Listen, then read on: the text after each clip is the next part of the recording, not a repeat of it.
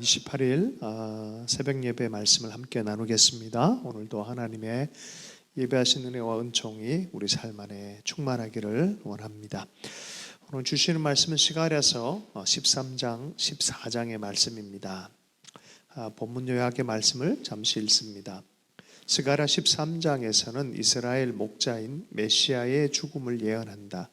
14장에서는 주님의 날에는 이스라엘을 치러 온 모든 민족들이 멸망하고 참회하고 주님을 경배하는 남은 자들이 구원을 받는다. 만민이 메시아 왕국을 중심으로 모일 것임을 예언하고 있다. 이방 나라들이라는 제목의 묵상의 말씀드립니다. 오늘은 주제가 스가랴서가 마무리되어지는데 이것이 어떻게 역사적 정확하게 어느 때다라고 지정하기 어려운 마지막 때의 예언적 말씀들처럼 확실히 보입니다. 요한계시록의 말씀을 읽을 때 우리가 마지막 때의 어떤 영적인 상황들, 현실적으로 펼쳐질 것 같은 예언적 그림으로 이야기한 것처럼 이제 그렇게 이해하면 좋겠습니다. 스가랴서 13장 그날이 오면 우리 시인 중에 한 명이 그날이 오면 광복의 날을 노래하듯이 예루살렘에 하나님께서 행하실 일들, 목자이신 메시아 그의 죽음을 통해서 이루실 일들, 정말 예수 그리스도가 오셔서 십자가 부활과 복음의 사건을 하나님 나라 일들을 선언하기 전까지 이 말씀의 구절은 오리무중처럼 보였습니다. 그런데 이 말씀들이 그대로 그리스도 예수께로 우리가 대입하기 시작할 때 이해되기 시작하고 어떤 의미인지 분명히 밝혀지는 계시가 드러나기 시작합니다. 말씀을 좀 읽겠습니다. 그날이 오면 샘 하나가 터져서 다윗 집안과 예루살렘에 사는 사람들의 죄와 더러움을 씻어줄 것이다.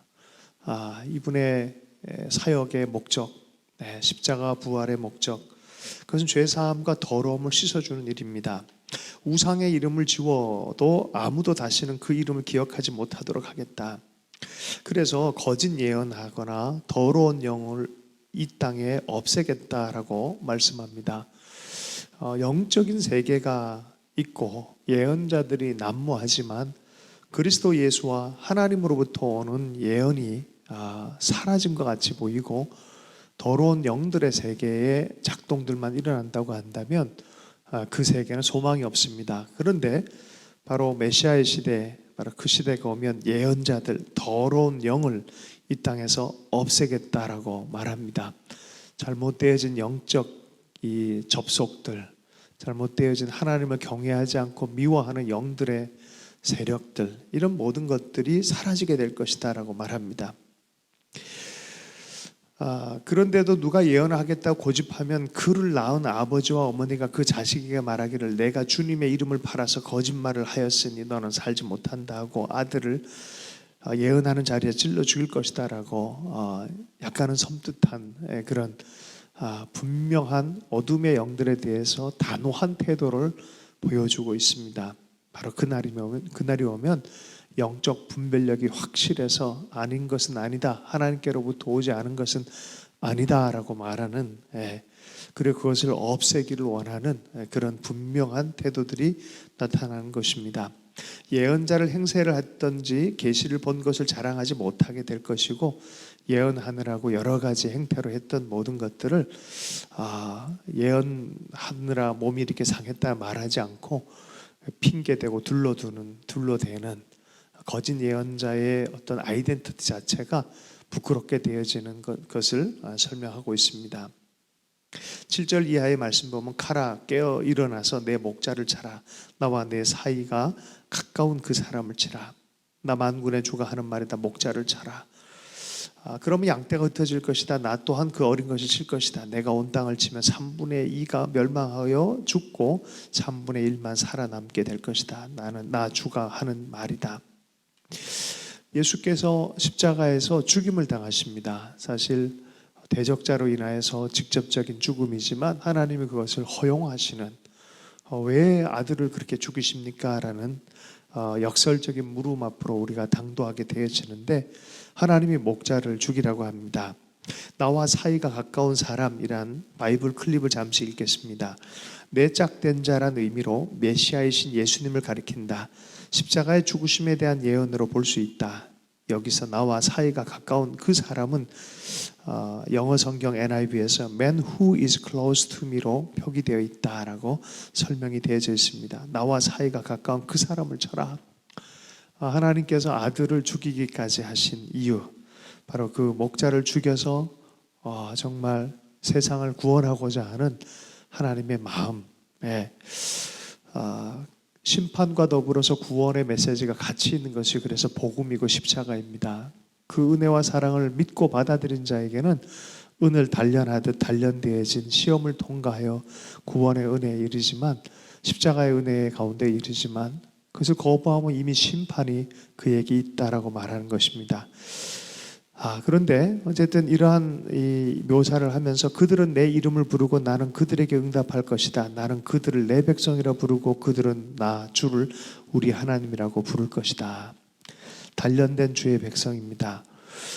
던져질 것 같고 버려질 것 같고 시험당하는 것 같았지만 남은 자들에게는 바로 그가 응답하는 내 백성이라고 부르고 나 주를 우리 하나님이라고 부를 것이란 하나님의 백성으로서의 관계가 회복되어진 그 모습을 보여주게 되어집니다. 여러분, 십자가에 죽으신 그분이 나의 하나님, 나의 구주로 고백되는 것은 하나님의 구원의 통로입니다. 놀라운 은혜의 계시입니다. 스가랴서 14장 마지막 장입니다. 예루살렘과 이방 나라들이 바로 그날에 예루살렘을 멸망시키기 위해서 모이지만 도리어 이것이 하나님의 심판의 자리가 되어질 것이고 하나님의 승리의 자리가 되어질 것이라고 합니다. 6절의 말씀입니다. 그날이 오면 햇빛도 차가운 달빛도 없어진다. 낮이 따로 없고 밤도 없는 대낮만이 이어진다. 그때가 언제 올지 주님께서만 아신다. 저녁 때가 되어도 여전히 대낮처럼 밝을 것이다. 그때가 언제입니까? 마지막 때 주님이 온전하게 주의 나라를 완성하실 메시아의 날은 언제입니까? 물으면 오실 날은 그 누구도 모르고 아버지만 아신다라고 예수님이 말씀하신 것처럼 그 날에 대해서 분명히 그 날은 있을 것인데 그 회복의 날, 죽는 것 같고 대적들로부터 멸망할 것 같은 그런 예감이, 어두운 예감이 있을 때 바로 하나님의 전진이 있을 것이고 그의 나라가 약속을 지키시며 예루살렘 가운데 나타날 것이다 라고 말합니다. 8절에 그날이 오면 예루살렘에서 생수가 솟아나서 절반은 동쪽으로 절반은 서쪽 바다로 흐를 것이다. 여름 내내 겨울 내내 그렇게 흐를 것이다. 주님께서 온 세상의 왕이 될 것이다. 그날이 오면 사람들은 오직 주님 한 분만을 섬기고 오직 그분의 이름 하나만으로 간구할 것이다. 온 세상의 왕이 될 것이고 이것은 정하신 하나님의 역사의 섭리의 계획이며 바로 그날에는 거짓 예언하는 자들, 우상 숭배하는 자들, 하나님부터 오지 않은 영들에 접속되어진 것들 다 사라지고 오직 그분의 이름 하나만으로 간구할 것이다 라는 것이 이 종말의 비전입니다. 그날에 예루살렘은 우뚝 솟을 것이고 제자리에 있을 것이고 백성이 다시 예루살렘에 자리 잡을 것이고 예루살렘은 안전하게 살 수 있는 곳이 될 것이다 라고 하나님의 보호함에 대한 회복, 하나님의 영광에 돌아온 예루살렘을 이야기합니다. 그러나 예루살렘을 치러 온 민족들은 재앙을 만날 것이고 제 발로 서 있는 동안에 살이 썩고 눈동자가 눈구멍 속으로 썩으며 혀가 입안에서 썩을 것이다 라는 아주 이 두려운 재앙의 심판을 말합니다. 그래서 구원과 심판, 믿는 자와 약속의 사람들에게는 하나님의 위로와 격려와 회복과 영광에 대한 이야기지만 대적하는 자들에게는 철저한 심판에 대한 그림이 이곳에서 보여지고 있습니다. 큰 공포의 시간과 더불어 큰 구원의 시간입니다. 유다 사람들도 예루살렘을 지키려고 침략자들과 싸울 것이다. 그들은 모든 이방 나라의 재물 곧 은, 금, 의복을 마구 차지할 것이다. 하나님의 뜻에 따라 예루살렘을 지키려고 한 자들은 계속해서 취하면서 싸우게 될 것이다. 16절이요. 예루살렘을 치러 올라온 모든 민족 가운데서 살아남은 사람들은 해마다 예루살렘으로 올라와서 왕이신 만군의 주님께 경배하며 초막절을 지킬 것이다. 이게 참 한 줄에 모든 게 설명이 되어 있어요. 그런 이 종말의 전쟁과 같은 모습에서 이방 사람들은 분명히 무너뜨리러 오는 사람들인데 그들 중에서 살아남은 자들은 하나님을 경배하고 초막절 절기를 주님이 우리와 함께 하시는 광야에서 백성과 함께 하시는 그런 예표되어진 기념 초막절을 함께 지키며 예배할 것이다라고 말합니다. 이방에서 온 이들은 전향한 사람들입니다. 하나님을 알고 하나님을 예배하는 대적자가 아니라 예배하는 자들로 전향한 사람들입니다. 여러분, 주님께서 지금도 영적으로 싸우고 계십니다.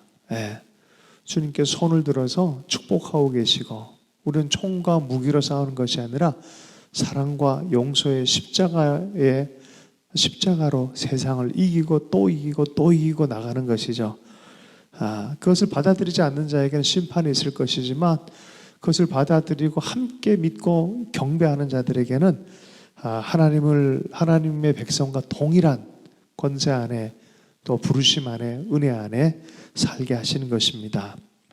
이 세상의 어느 백성이라도 예루살렘에 올라와서 왕이신 만군의 주님께 경배하지 않으면 그들의 땅에는 비가 내리지 않을 것이다. 바로 그 시즌에는 많은 땅들을 향해서 이러한 영적 원리가 작동되어질 것이란 거죠. 예배가 일어나는 곳, 하나님을 아는 그런 심령들의 나라들, 그 족속들마다 하나님이 은혜의 비를 내리지만 만약에 그런 경배와 예배가 없다면 그곳에는 비가 내리지 않을 것이다 라고 말씀하는 것이죠. 이것은 19절이에요. 이것은 초막절을 지키러 올라오지 않은 이집트 사람과 모든 이방 민족이 받을 벌이다 라고 말합니다. 여러분, 이걸 너무 문자적으로 이스라엘 땅에 대해서 해석하는 분들도 있지만 이것은 그리스도 예수의 공동체, 곧 영적인 예루살렘과 더불어서 좀 통합적으로 해석하는 게 올바르다고 생각합니다.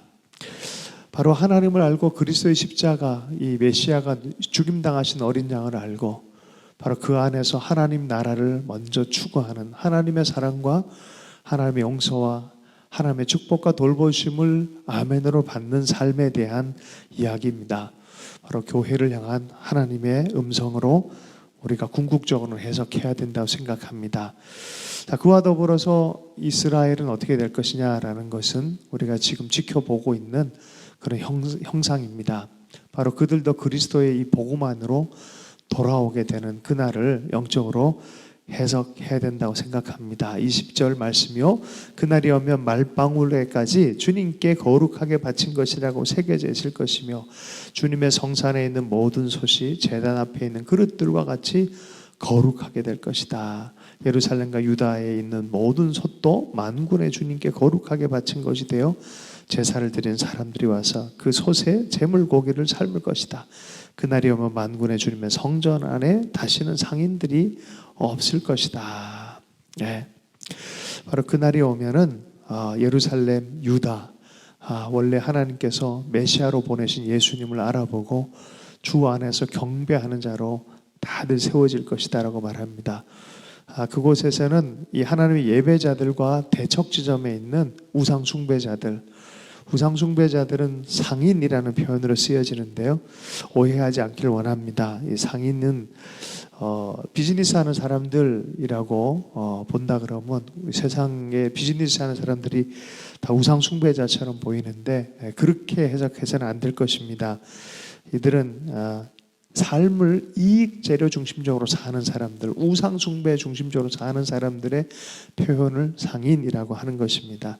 성전 안에서 예배자들, 여러분 비즈니스 하면서 예배자가 돼야 됩니다. 그것은 하나님을 위하여 재정을 사용하고 재정을 일으키고 거룩한 재정을 가지고 사람을 살리는 일들을 하는 그 예배자인 것이죠. 비즈니스 영역의 예배자들, 소명자들인 것이죠. 그런 의미에서 정말 예수 그리스도를 중심으로 해서 이루어질 하나님 나라를 먼저 맛보고 그 나라는 영원히 있는 나라인 것을 확신하며 어찌하든지 우리의 삶이 주시는 시간 동안 그 나라의 영향력들이 이 땅에 머물 수 있도록 늘 기도하고 애쓰는 우리의 삶이 되어져야 될 것입니다. 역사의 말미가 있을 것이다라고 성경은 얘기하며 바로 그날이 오면 온전하게 거룩하게 되어지는 그런 세계가 펼쳐질 것인데, 언약의 약속의 말씀대로 예루살렘 가운데 하나님께서 행하실 일들이다라고 말합니다. 영적으로는 교회 공동체이고 또 보이는 이스라엘과 예루살렘에 대해서는 그 땅에서도 그리스도를 받아들이는 일들에 대한 그 환상과 더불어서 우리가 생각하고 적용해야 될 부분이라고 생각합니다. 오늘 주시는 말씀 붙들고 함께 기도하겠습니다. 우리 삶의 중심이 세상이 아니라 그리스도이기를 원합니다. 그리스도를 더 사랑하고 그 안에서 주님을 섬기며 경배하는 축복이 회복의 시작인 줄로 믿습니다. 주님을 정말 주님으로 눈이 열려서 섬기고 사랑하고 또 그분의 이름을 부르며 기도할 때 모든 것들이 회복되는 것이 주의 뜻인 줄로 믿습니다. 우리 주님을 더욱 사랑하는 우리의 삶이 되면 좋겠습니다.